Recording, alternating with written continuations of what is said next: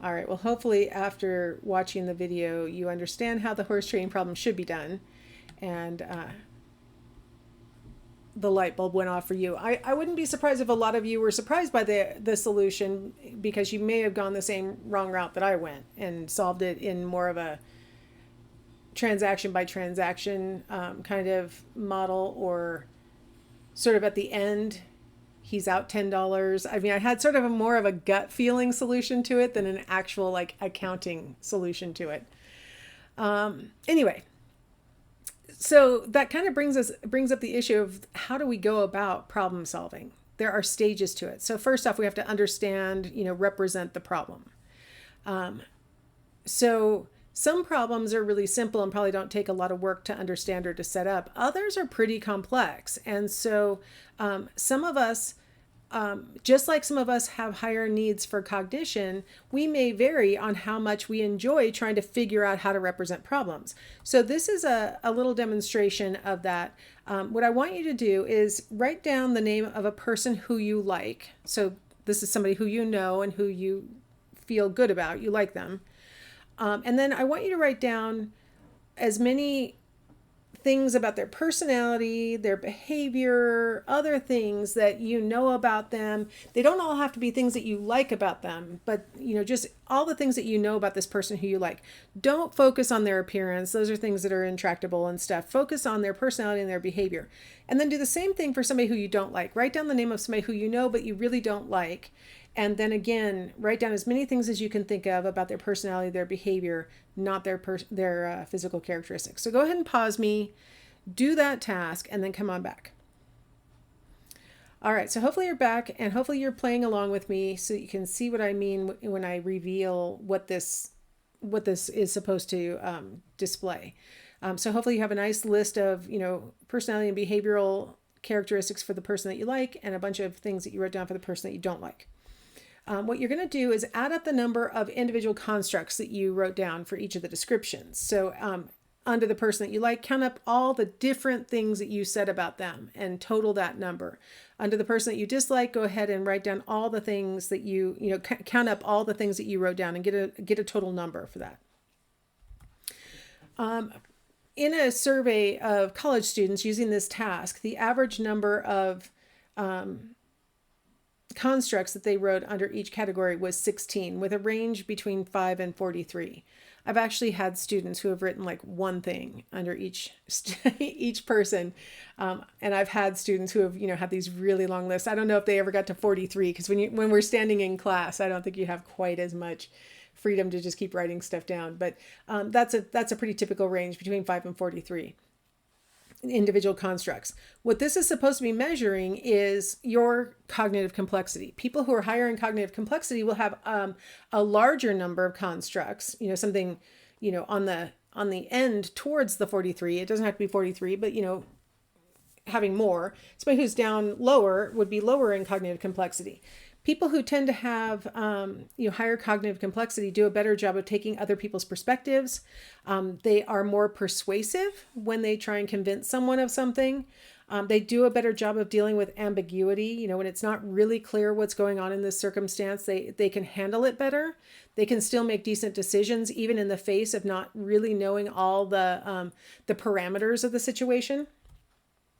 And they do better in unstructured or unexpected situations. When something that they couldn't have planned for occurs, they do better at dealing with it. Or in unstructured situations where there isn't, clear guidance, they do a better job of dealing with that. So one factor that'll go into how a person sets up the problem, understands and represents the problem, will be their natural tendency towards cognitive complexity. Framing is how the problem is set up. So this is not a characteristic of the individual. This is a characteristic of the problem itself. So here's an example of a framing issue. So would you prefer option A, where you have a sure gain of $1,000, or option B, where you have a 50% chance to gain $2,000 and a 50% chance to gain nothing? If you're like most people, I thought I had an animation going. Well, I'll tell you what most people said in a second. How about this setup? Would you rather have option A, where you are sure to lose $1,000, which means you have to open up your, Venmo app or whatever and send us $1,000, Or option B, where you have a 50% chance to lose $2,000 and a 50% chance to lose nothing. Well, if you're like most people, you picked option A for the first problem and option B for the second problem. The way that the problem is set up makes us focus on the gain in the first set of problems and focus on the loss in the second set. So we'd rather take a chance at not losing anything. We're like, well, my only hope is to not lose anything. I definitely don't want to just voluntarily give up 1,000. So I'd like to gamble on the chance to not lose anything.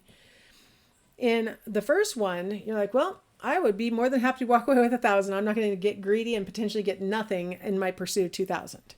You see this on game shows all the time where the person has already, I've been, during the pandemic, I've watched a lot of Game Show Network.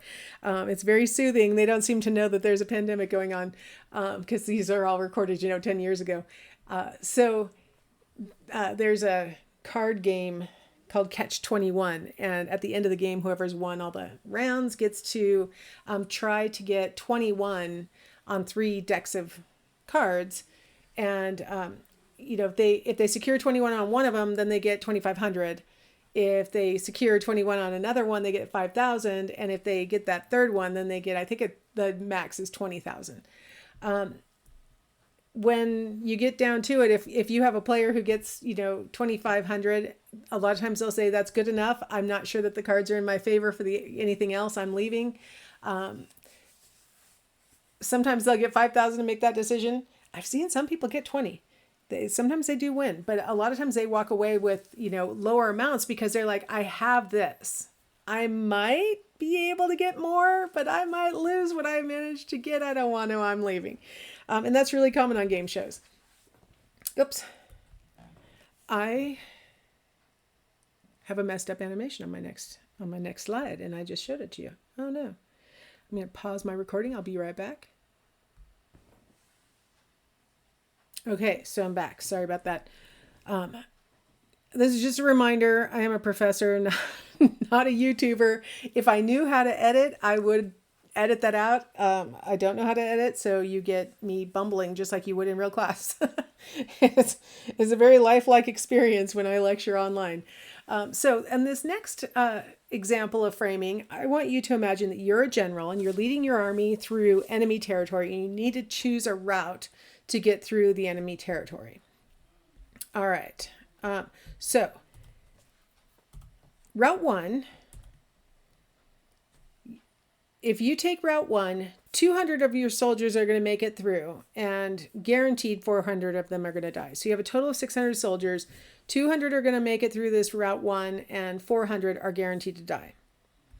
If you opt for Route 2, there's a 1/3 chance that 600 soldiers will be saved, and a 2/3 chance that none will be saved. Framing it the other way, there's a 1/3 chance that no soldiers will die, and a 2/3 chance that 600 will die. Okay, so that's framing it, like I wanted to make sure that you saw what the 1/3 was really representing. So which route would you take? Route 1 or Route 2? Well, in a survey of college students using this method, 22% of them selected Route 1. The remainder all selected Route 2. Just like with the, would you want to take a chance to avoid losing, $1,000 by going for this 50% chance of losing 2,000 or a 50% chance of losing nothing? People are more likely to gamble if that gambling might help them to avoid a bad outcome.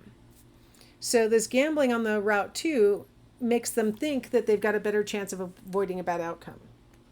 But that's just in the framing. Let's look at this a little bit differently.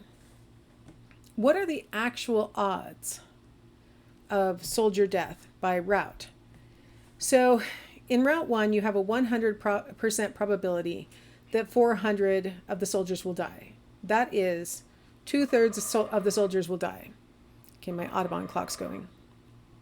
So you have a 100% probability that 2/3 of the soldiers will die if you take Route 1. If you take Route 2, there's a 66% probability that 600 soldiers will die, which is mathematically equivalent to 2/3 of the soldiers, that is 400 soldiers dying. It turns out both routes have the exact ratio, the exact same probability of 400 soldiers dying. Like, it's the exact same ratio. But because it's framed in the form of there's a chance that no one will die, this 1/3 chance that no one will die versus a 2/3 chance that 600 will die, for some reason, people tend to focus on that sort of, well, there's some odds that I might get nothing, like nobody will die. And those seem like better odds. And so people tend to prefer Route 2 over Route 1. It feels like there's at least a chance in Route 2. So the way that the problem is framed really can affect the judgments that people make. One of the biggest things that both of these examples illustrate for us is that losses loom larger than gains. We are much more risk averse. So we try to avoid risks. Even while we're trying to seek gains, we really want to try not to have losses. We want to choose risks when they will help us to avoid sure losses, right? Yes, I will gamble to maybe not lose anything rather than take the sure bet of losing $1,000. But it turns out that, if the problem is framed correctly, it'll cause us to avoid fair bets when the prospect of pain is looming so much larger in our minds. We don't, and the pain, I gave you the soldier example. I mean, that would be painful to lose, 2/3 of your soldiers, right? Obviously. But it could be even smaller things like money, or it could be opportunities. It could be a lot of other things that are sort of smaller, but we still feel it as painful.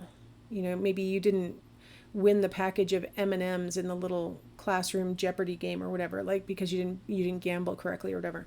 It hurts to have just even like loss of face. So we try to avoid loss at virtually all costs. We'll do almost anything to avoid losing, even if it causes us to avoid a fair bet or to make a poor decision, to actually inadvertently raise our risks. So we have to be really careful about when we see a problem framed for us to think about reframing that problem. Think about it from the other angle. All right, so let's pretend you're doing a lot of imagination today. Imagine that you've decided to see a play at the Paramount and you have bought a $75 ticket to the play. As you enter the theater, you realize you've lost your ticket. You can't remember your seat number, so you can't even prove to the management that you bought the ticket. Would you spend $75 for a new ticket? I had a ticket. I lost the ticket. So now in my mind, I'm thinking, technically this ticket's now costing $150. Am I willing to pay $150 to see this play? As opposed to, let's look at it from another direction. You've reserved a seat for a play at the Paramount for which the ticket price is $75. As you enter the theater to buy your ticket, you discover that you've lost $75 from your pocket. You still have $75 in your wallet to pay for the ticket. Would you buy the ticket?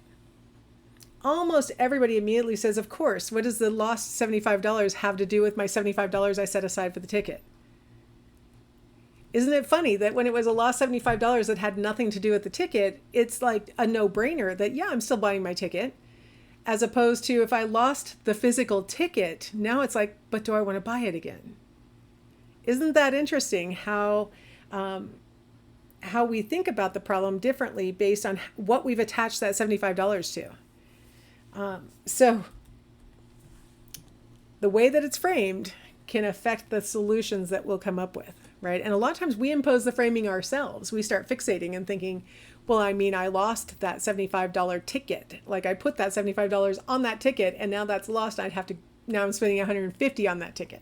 Oh no, I don't like that. That sounds horrible. In the other case, you're still at $150, 75 of it, you don't even know where it went. Like it was never on the ticket. It's just gone. But you're still willing to spend $75 on the ticket. So it's kind of an interesting little game we play with our minds. When we're trying to decide whether we want to, you've heard the phrase, put good money after bad, right? Go ahead and pay again or sink more money into something. All right, well, let's go ahead and stop here. In the next segment, we'll talk about how we generate solutions.